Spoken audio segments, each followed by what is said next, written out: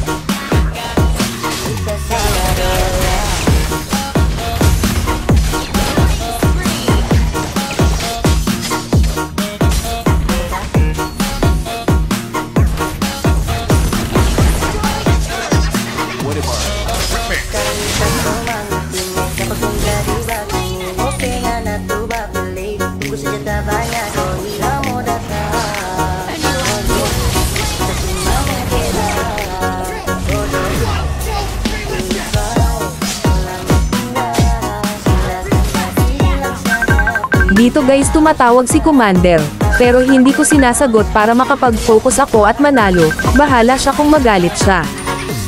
Damn!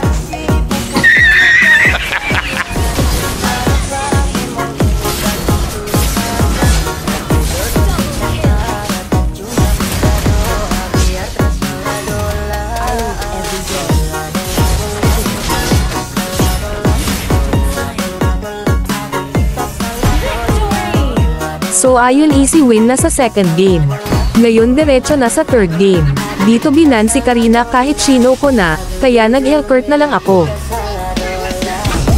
Sa game na ito guys, dalawa kaming court kasi nagbida-bida yung random na kasama na si Dayrot, kasi daw ayaw niya na manalo kami. Pero kahit ganon guys, gagawin ko pa rin yung best ko para manalo lang.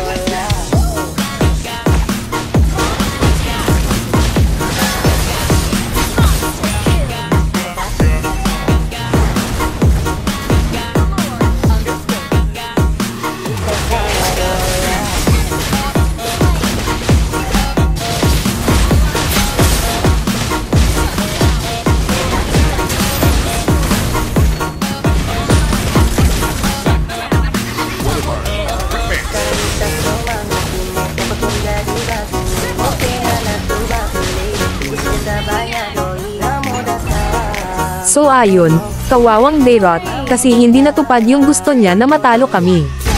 Dito diretso na tayo sa fourth game. Dito na-pick si Karina ng kalaban tapos naunahan pa ako mag-core, kaya dito mag-Hellcourt roam na lang ako. Nasubukan nyo na ba ay roam si Hellcourt guys? Dito ipapakita ko sa inyo yung rotation ko sa Hellcourt bilang roam. Hindi nga pala ako madalas nag-MVP sa laro guys, Pero ang importante naman marami kang naiambag sa laro at panalo yung game, di ba guys?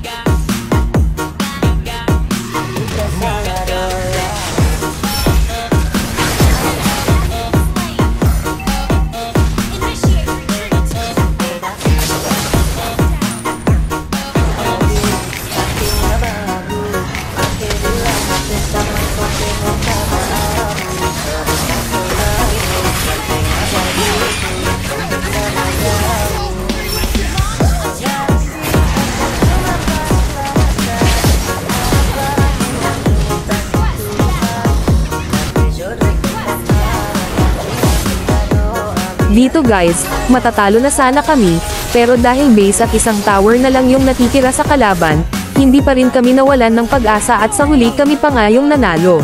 May ilang araw pa naman guys bago end season, kaya susubukan kong ibigay lahat ng best ko para maipa-mythic glory itong account na ito. Kaya abangan nyo yung mga susunod kong post guys at salamat sa panonood.